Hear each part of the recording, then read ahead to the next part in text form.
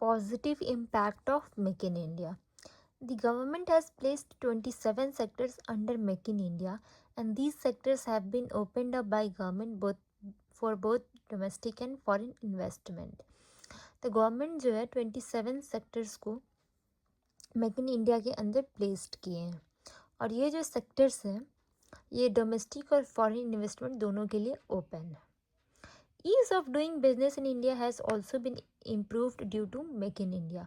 तो जो मतलब बिजनेस करने का जो प्रोसेस है वो भी बहुत इजी बन गया है, इम्प्रूव हुआ है वो बहुत ज़्यादा मेक इन इंडिया के अंदर.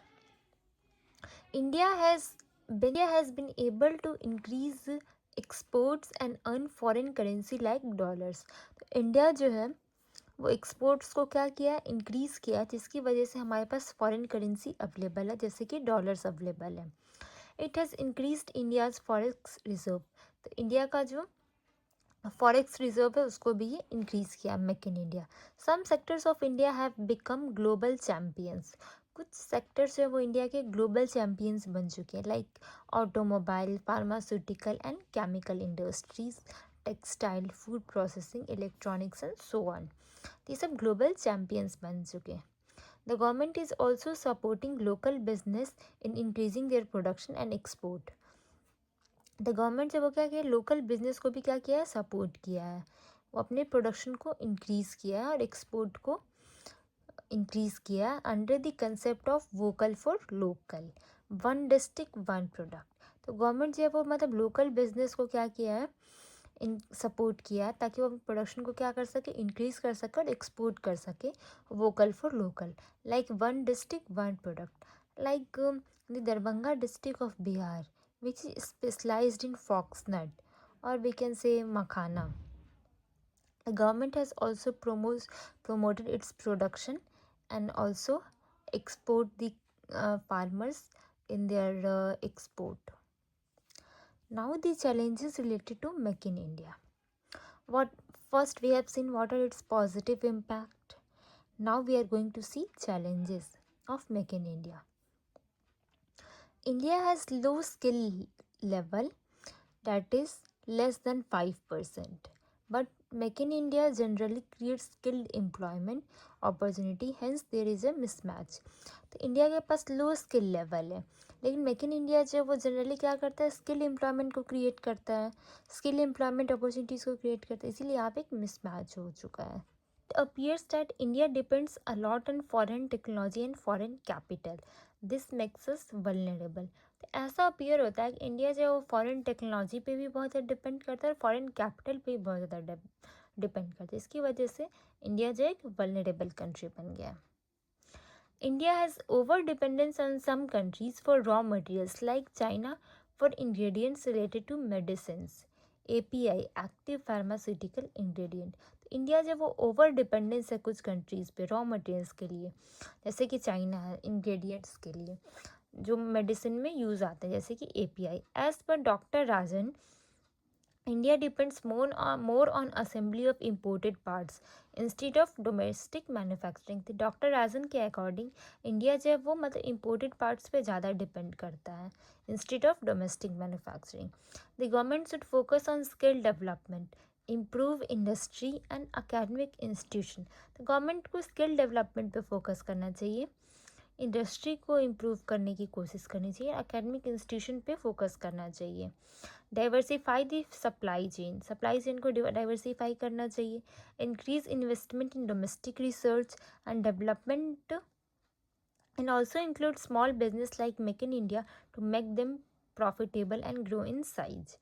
तो गवर्नमेंट जो है उसको स्किल डेवलपमेंट पे फोकस करना चाहिए, इंडस्ट्री को इम्प्रूव करना चाहिए, एकेडमिक इंस्टीट्यूशन कोलैबोरेशन को इम्प्रूव करना चाहिए, सप्लाई चेन को डाइवर्सिफाई करना चाहिए, इन्वेस्टमेंट को इंक्रीज़ करना चाहिए डोमेस्टिक रिसर्च में, और फिर स्मॉल बिजनेस को भी इंक्लूड करना चाहिए मेक इन इंडिया के अंदर ताकि प्रॉफिटेबल और ये ग्रो करे अपने साइज में. नेक्स्ट आता है फेस्ड मैन्युफैक्चरिंग प्रोग्राम.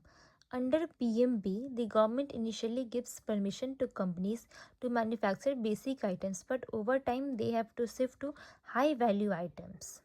तो फेस्ड मैन्युफैक्चरिंग प्रोग्राम में गवर्नमेंट जो वो पहले परमिशन देता है कंपनीज को ताकि वो मैन्युफैक्चर कर सके बेसिक आइटम्स को, लेकिन टाइम के साथ उनको मतलब क्या करना, हाई वैल्यू आइटम्स पे शिफ्ट करना है.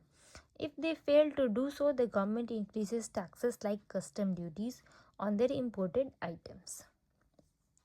इसमें क्या बताता है कि अगर वो मतलब अगर टाइम के साथ वो हाई वैल्यू आइटम्स पे शिफ्ट नहीं होंगे तो गवर्नमेंट जो उनको मतलब इनका टैक्स को इंक्रीज़ करेगा, जैसे कि कस्टम ड्यूटीज़ को.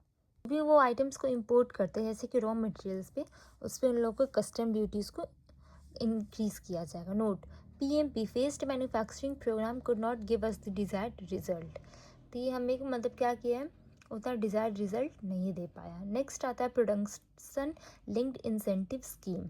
Under PLI there are 2 eligibility conditions to select the industries. तो प्रोडक्शन इंसेंटिव के अंदर कुछ 2 एलिजिबिलिटी कंडीशन है ताकि इंडस्ट्रीज को हम सेलेक्ट कर सकें. फर्स्ट है इंक्रीमेंटल सेल्स, सेकेंड है incremental investment. If a particular company fulfills both the criteria, the government provides them financial assistance only on the basis of incremental sales. अगर एक मतलब पर्टिकुलर कंपनी जो है वो दोनों क्राइटेरिया को फुलफिल करती है, जैसे कि द गवर्नमेंट मतलब if the company but if the particular company fulfills both the criteria, the government provides them financial assistance only on the basis of incremental sales. Currently, 14 sectors are covered under PLI and the government has allocated around 2 lakh crores for the 14 sectors. अगर एक particular company जो है incremental sales और incremental investment दोनों को क्या करती है, फुलफिल करती है, तो गवर्नमेंट उनको फाइनेंशियल असिस्टेंट प्रोवाइड करेगा इंक्रीमेंटल सेल्स के बेसिस पे. करेंटली 14 सेक्टर जो है वो प्रोडक्शन लिंक इंसेंटिव के अंदर कवर किया गया और गवर्नमेंट जो है 2 लाख करोड़ जो है वो 14 सेक्टर्स को क्या किया, एलोकेट किया. Note, PLI aims to increase production, export, generate jobs, create global champions and promote inclusive growth. तो मतलब प्रोडक्शन लिंक इंसेंटिव्स का एम है ताकि वो अपने प्रोडक्शन को इंक्रीज़ कर सके, एक्सपोर्ट को इंक्रीज़ कर सके, जॉब्स को जनरेट कर सके, ग्लोबल चैम्पियंस को क्रिएट कर सके और इंक्लूसिव ग्रोथ को प्रोमोट कर सके. Next question, what is startup? Define a startup. Discuss the eligibility conditions required to become a startup in India. तो स्टार्टअप क्या और क्या क्या एलिजिबिलिटी कंडीशंस है ताकि एक मतलब इंडिया में स्टार्टअप बनने के लिए क्या क्या एलिजिबिलिटी कंडीशंस है. DPIIT gave the definition of startup. DPIIT जो है वो क्या करता है, स्टार्टअप के डेफिनेशन को दिया है 2016 में और कुछ फॉलोइंग एलिजिबिलिटी कंडीशंस एक कंपनी के बारे में मेंशन किया है स्टार्टअप बन सके. The age of the company should not exceed 10 years. Company का जो एज है वो 10 ईयर्स से ज़्यादा नहीं होना चाहिए. The turn over of the company should not exceed 100 crore in any individual year since it's registration. जो टर्न ओवर है कंपनी का वो 100 करोड़ से ज़्यादा नहीं होना चाहिए किसी भी इंडिविजुअल ईयर में जब से उसका रजिस्ट्रेशन होता है. Merger and splits are not covered under startup. तो जो भी मतलब मर्ज करने वाले कंपनी या फिर जो भी स्प्लिट किए हैं वो सब स्टार्टअप में कवर नहीं होते. The company should have the capacity to increase India's GDP significantly. तो कंपनी के पास कैपेसिटी होना चाहिए कि वो इंडिया के GDP को सिग्निफिकेंटली क्या कर सके, इंक्रीज कर सके. The company should have the capacity to generate significant level of employment. तो कंपनी के पास कैपेसिटी होनी चाहिए ताकि वह सिग्निफिकेंट लेवल ऑफ एम्प्लॉयमेंट को जनरेट कर सके. The company should have the capacity to integrate technology in its business. तो कंपनी के पास कैपेसिटी होनी चाहिए ताकि वो अपने बिजनेस में टेक्नोलॉजी को इंटीग्रेट कर सके.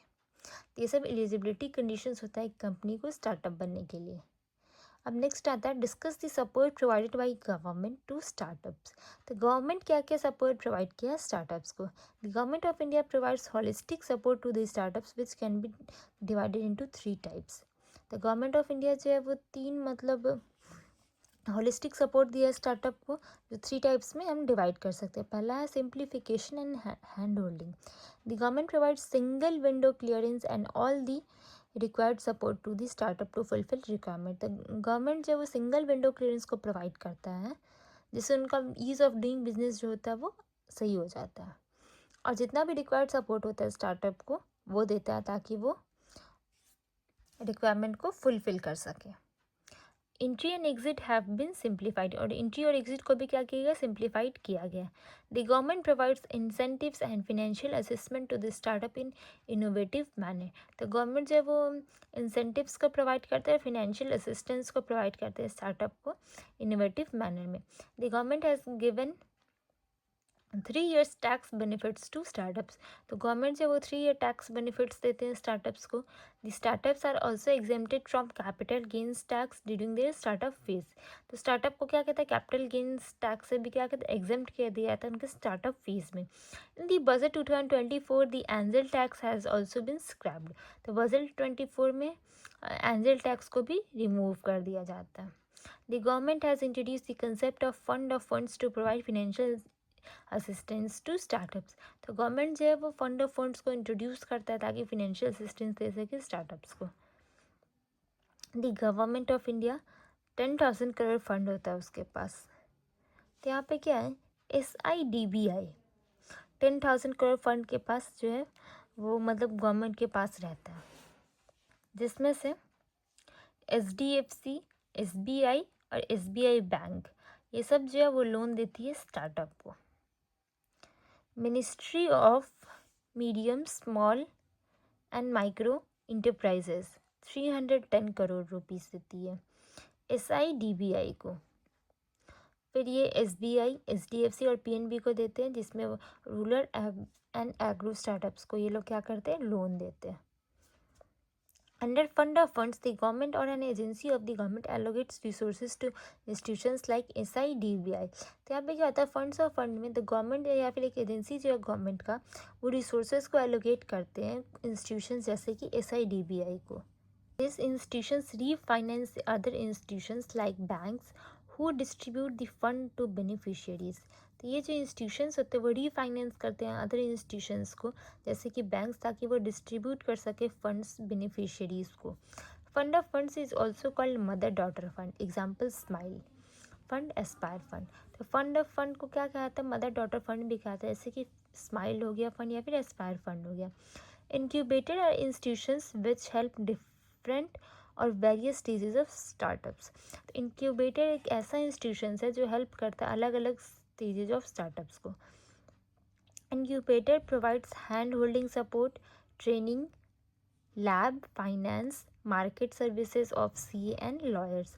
इंक्यूबेटर जो है वो हैंड होल्डिंग प्रोवाइड करते हैं, सपोर्ट प्रोवाइड करते हैं, ट्रेनिंग प्रोवाइड करते हैं, लैब प्रोवाइड करते हैं, फाइनेंस प्रोवाइड कराते हैं, मार्केटिंग सर्विसेज CA और लॉयर्स का प्रोवाइड कराते हैं. Incubators are of 3 types: private incubators, government incubators, public private partnership based incubators. तो ये सब 3 टाइप ऑफ इंक्यूबेटर्स होते हैं: private, government, public private partnership. Discuss the various method of startup funding और finance. Startup finance is provided in the following manner. Startup finance जो है वो following manner में प्रोवाइड किया जाता है. Pre seed fund, it is required to make initial preparations for business. तो ये इनिशियल प्रिपरेशंस को क्या करता है, बनाता है बिजनेस के लिए. Example bootstrapping, self financing the business is called bootstrapping. जब हम खुद से ही बिजनेस को फाइनेंस करते हैं उसको बूटस्ट्रैपिंग कहते हैं. प्री सीड फंड क्या होता है, जहाँ पे इनिशियल प्रिपरेशन हम जो भी ज़रूरत होता है बिजनेस के लिए उसे कहते हैं. प्री सीड फंड में फर्स्ट आता है बूटस्ट्रैपिंग, सेकंड आता है family, friends and relatives also provide pre seed fund. तो इसे फैमिली, फ्रेंड्स और रिलेटिव्स से फिनेंशियल असिस्टेंस प्रोवाइड कराते हैं. Seed fund, pre seed seed fund के बाद आता है seed fund. Seed fund is required for 3 reasons. Seed fund का 3 रीजंस की वजह से उसका रिक्वायरमेंट: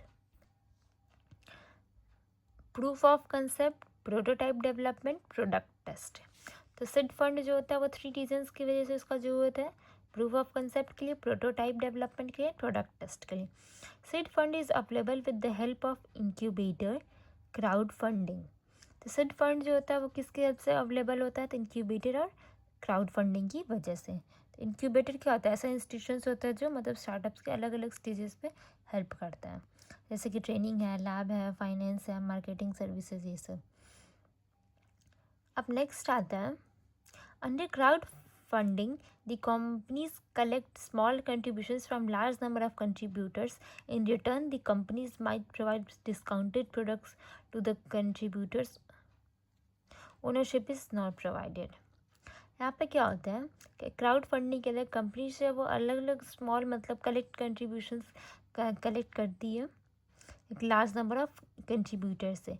रिटर्न में क्या करती है कंपनी जो वो डिस्काउंटेड प्रोडक्ट्स देती है कंट्रीब्यूटर्स को, लेकिन ओनरशिप जो वो प्रोवाइड नहीं करती है। एंजल इन्वेस्टर्स क्या होता है? They invest limited funds for limited time period.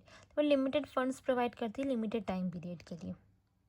They provide both capital and hand-holding support like training, marketing, lab, and so on. In return, they might demand small amount of ownership or some interest rate on their investment. तो वो क्या करती है capital और hand holding दोनों provide करती है, जैसे कि ट्रेनिंग है, मार्केटिंग है, लैब है, ये सब। और इन रिटर्न में क्या करती है small amount of ownership demand करती है, फिर कुछ इंटरेस्ट रेट जो अपनी इन्वेस्टमेंट में डिमांड करती है। एंजल इन्वेस्टमेंट, तो एंजल इन्वेस्टर्स क्या होता है जो लिमिटेड टाइम के लिए लिमिटेड फंड प्रोवाइड करता है, और मतलब वो कैपिटल भी प्रोवाइड कर सकते हैं फिर हैंड होल्डिंग भी, जैसे कि ट्रेनिंग है, मार्केटिंग है, लैब एंड सो ऑन। और रिटर्न में ये small amount of ownership demand करते हैं या फिर कुछ इंटरेस्ट डिमांड करते हैं अपनी इन्वेस्टमेंट में। नेक्स्ट आता है venture capital. It provides huge amount of capital to the startups for a long time period.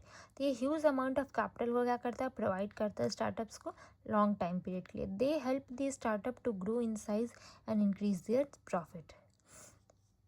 ये स्टार्टअप को क्या करते हैं हेल्प करते हैं ताकि वो मत अपने साइज़ को क्या कर सके ग्रो कर सके, अपने प्रॉफिट को इंक्रीज कर सके। Huge amount of capital provide करती है स्टार्टअप्स को लॉन्ग टाइम पीरियड के लिए ताकि उसका साइज़ ग्रो हो सके, उनका प्रॉफिट इंक्रीज कर सके। दे डिमांड सब्सटेंशियल ओनरशिप और पार्टनरशिप, तो वो मतलब कुछ हाई अमाउंट ऑफ ओनरशिप या पार्टनरशिप डिमांड करते हैं।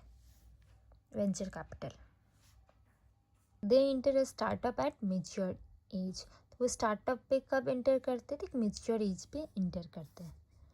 Venture capital provides various stages of fund like Series A, Series B, Series C, D and so on. तो वेंचर कैपिटल जो है वो अलग अलग मतलब स्टेज पे वो क्या करते हैं फंड को प्रोवाइड करते हैं। तो स्टार्टअप फंडिंग में क्या प्री सीड फंडिंग है जिसमें बूट स्ट्रैपिंग आता है जो सेल्फ फाइनेंस करते हैं या फिर फैमिली फ्रेंड्स रिलेटिव्स की वजह से। और सीड फंड में क्या होता है इंक्यूबेटर होते हैं जिसमें मतलब लैब ट्रेनिंग वगैरह मार्केटिंग वगैरह ये सब प्रोवाइड किया जाता है। क्राउड फंडिंग जो होता है जो मतलब लार्ज कंपनी से वो लोग क्या करते हैं हेल्प लेते हैं और इन रिटर्न में वो मतलब जो भी कंट्रीब्यूटर्स होते हैं उसको मतलब डिस्काउंटेड प्राइस पे प्रोडक्ट देते हैं। और एंजल इन्वेस्टर्स क्या होता है जो हाई मतलब एक लिमिटेड टाइम पीरियड के लिए एक लिमिटेड फंड प्रोवाइड करते हैं, उसको एंजल इन्वेस्टर्स कहते हैं। Okay, thank you.